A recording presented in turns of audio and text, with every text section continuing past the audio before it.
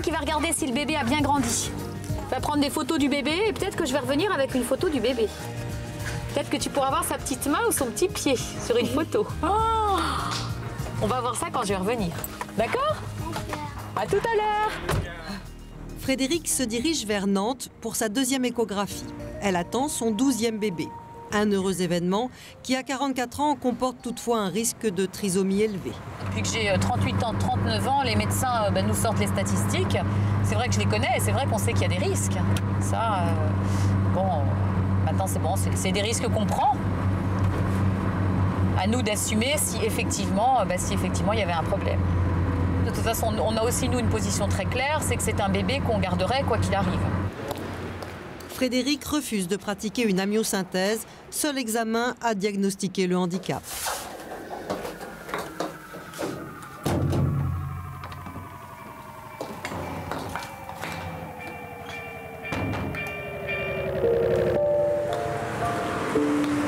Alors Frédéric, alors ce petit bébé va très bien, il est en pleine forme, il grandit bien, il est tout mignon, on a même sa photo et tout va bien. Dès que l'examen était fini, j'ai appelé Guillaume pour lui dire, il faut aussi qu'il partage, en lui disant, il était content, en lui disant, voilà, tout va bien, les organes vitaux sont nickel et il grossit bien, tranquillement. De retour à la maison, Frédéric se prépare à annoncer la bonne nouvelle à ses 11 enfants. Ça va? Bien passé. Ouais, bien. Les plus jeunes veulent vite voir à quoi ressemble le bébé. Alors regarde.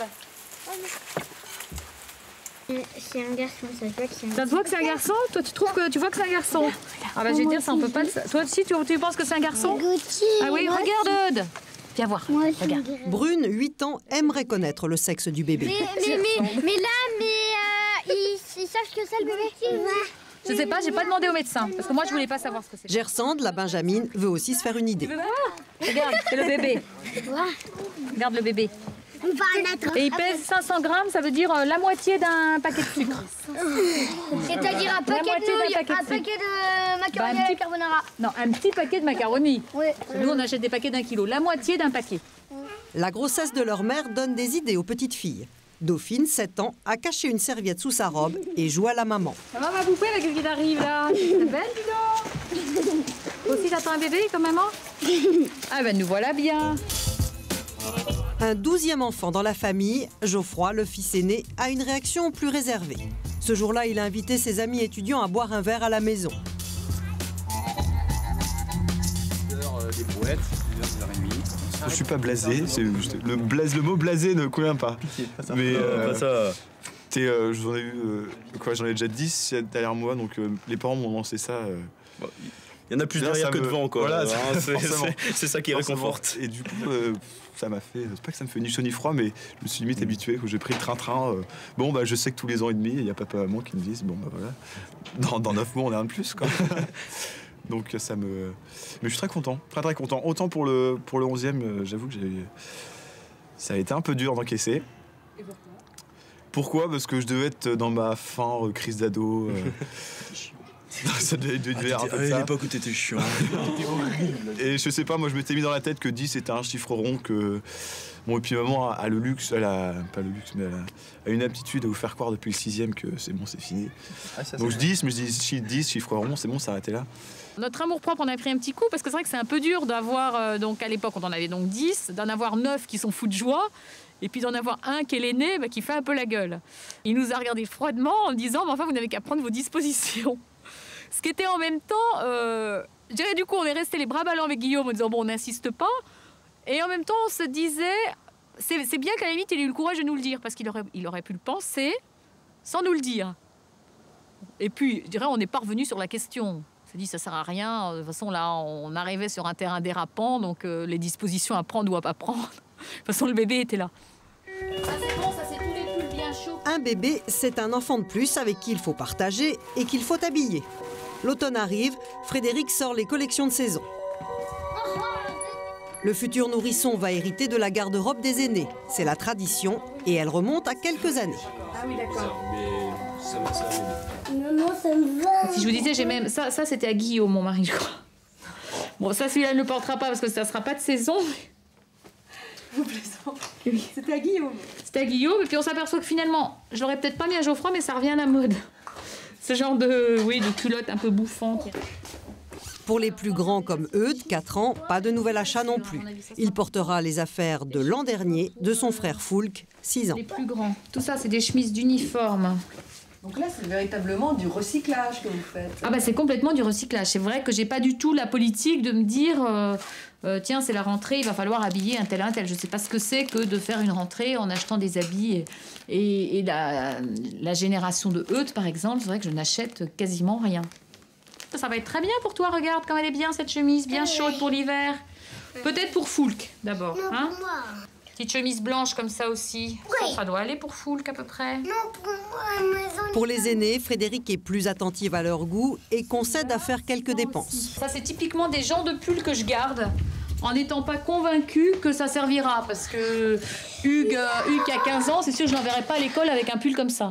Et pourquoi ? Parce qu'il va trouver que c'est trop classique et que lui, il préfère mettre un maillot de rugby ou un truc à côte. Je pense qu'il faut aussi... Mais moi, j'évolue, je me dis, moi-même, je suis la mode, il faut accepter que mes enfants aient quand même un minimum, sont un minimum dans le coup, sans être esclaves de la mode. Regarde-moi. Hop.